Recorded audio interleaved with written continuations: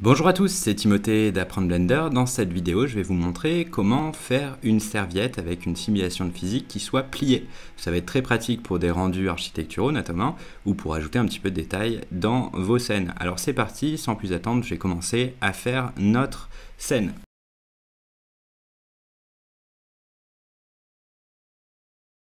Alors, pour notre scène, ce que j'ai fait, c'est que j'ai fait un sol ici, notre serviette, et là, ce sera l'objet qui va nous permettre de déplacer notre serviette et faire en sorte qu'elle soit avec l'animation simulée. Je vais juste la décoller un tout petit peu du sol.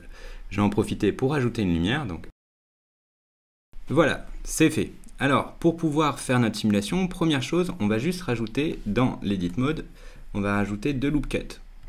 Une et deux, juste deux pour l'instant. Ce sera amplement suffisant. On va venir ajouter maintenant notre Shade Smooth. On repart en Object Mode, clic droit, Shade Smooth, comme ça. Je vais juste déplacer la lampe qui risque d'être pénible si elle est trop près. Voilà, maintenant il va falloir qu'on rajoute des modifiers et des simulations de physique, et ce, dans le bon ordre. Alors première chose à faire, on va aller dans les modifiers, et on va ajouter une Subdivision Surface pour ajouter un petit peu plus de polygones. Au niveau du Level Viewport, on va le monter, on va le mettre à 6, et ici, pareil, à 6. Simplement, pour éviter d'avoir une déformation sur les côtés, on va se mettre en Simple, comme ça. On va utiliser maintenant notre première simulation de physique. On va aller ici dans les simulations de physique et on va lui mettre un simulateur de physique de vêtements.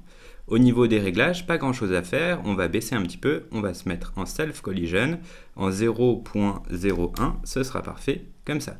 Alors à quoi ça sert les Self Collision? C'est pour qu'il y ait des collisions sur lui-même. Plus ce sera proche de la distance à 0, mieux ce sera. Là en 0.01, ce sera parfait. Et vu que ce qui nous intéresse, c'est justement la simulation sur lui-même pour que ça puisse se plier, eh bien 0.01, ce sera parfait.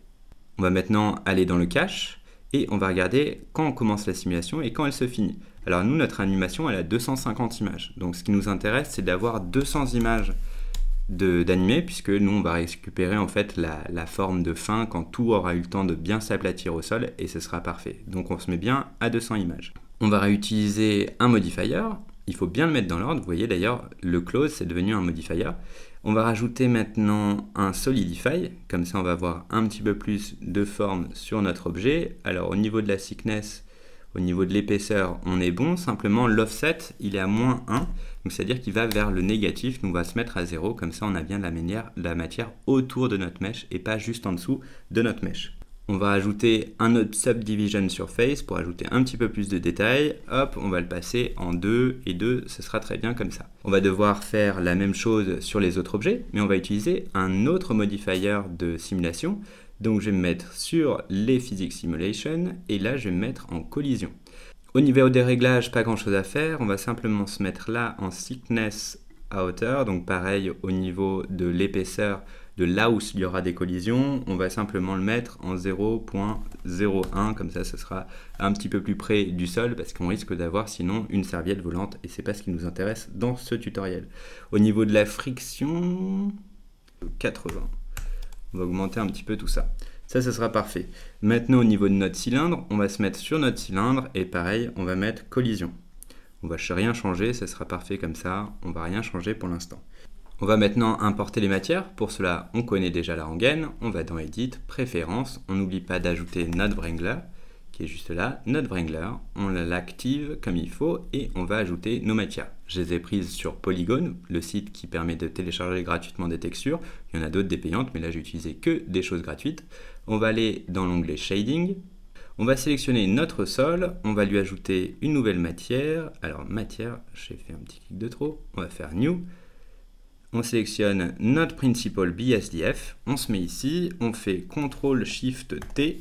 Et on va venir rajouter notre wood plank. Hop, je sélectionne toutes les images, sauf la sphère. Alors si je dis pas de bêtises, voilà, on a un petit problème de mapping où notre texture est un peu grosse, c'est pas grave. On va simplement dans le mapping changer l'échelle, on va le mettre en 2, ça sera parfait. 2, comme ça. On va continuer, on va faire la même chose ici. New, CTRL-SHIFT-T, pareil, on va simplement maintenant ajouter notre autre texture qui se retrouve juste là. Hop. Et voilà, on aura des motifs un peu sympas sur notre objet. On va checker notre lumière si tout est OK. Voilà, c'est parfait, ça me semble plutôt correct. Comment est-ce qu'on va faire pour ajouter des animations sur notre objet? Et bien déjà, ce qu'on va faire, c'est déjà regarder en appuyant sur espace si notre simulation se fait bien. En l'occurrence, tout se passe bien, on a bien notre serviette qui vient s'étendre sur le sol et sur la baguette, mais la baguette, j'aimerais qu'elle se lève pour pouvoir en fait déplier notre objet. Alors ce qui est très simple, c'est qu'on va se mettre sur 0, comme ça on sélectionne bien notre cylindre, on appuie sur N, si vous ne l'avez pas fait déjà, et sur les transformations, on va faire Insert Keyframe. Voilà, et je vais lui dire qu'à l'image 40, j'aimerais qu'il soit en hauteur, comme ça.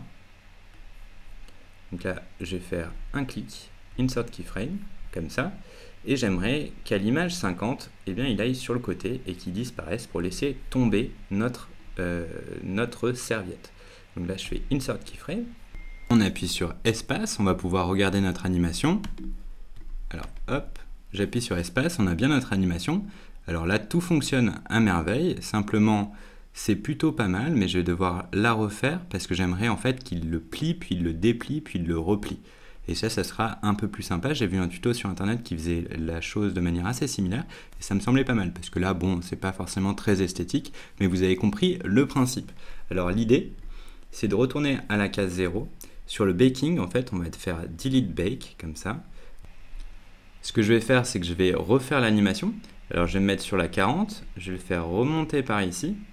Donc là, on va faire replace keyframe. Celle-ci, on va la supprimer, delete keyframe. Et là, je vais lui dire, tu te mets par ici, et par ici, comme ça. Je vais me mettre un peu plus loin en fait, et je vais le mettre comme ça.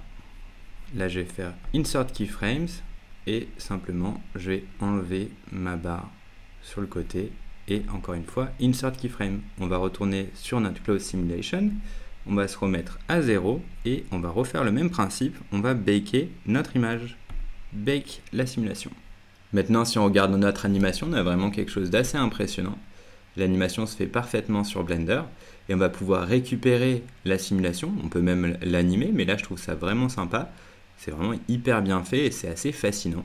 Donc là, on va pouvoir récupérer notre animation, récupérer tous les modifiers et pouvoir l'utiliser par exemple sur un projet SketchUp ou un projet d'architecture. Et bien, on a un rendu super sympa sur un objet qui aurait été vraiment très galère à modéliser autrement qu'avec une simulation. Donc comment on fait pour pouvoir appliquer tous les modifiers et pas avoir l'animation qui est à chaque fois en train d'être calculée? Et bien c'est très simple, on va aller dans les modifiers comme ça et on va les appliquer un par un. Ce qui est super important, c'est de les faire dans le bon ordre. Donc Subdivision, Apply, Apply et Apply. Pareil avec le sol. Si on va sur Apply, voilà, comme ça. Et là maintenant, on a bien notre objet. Qu'importe l'endroit où on se mette, on va se mettre, et bien on a bien notre objet qui est plié.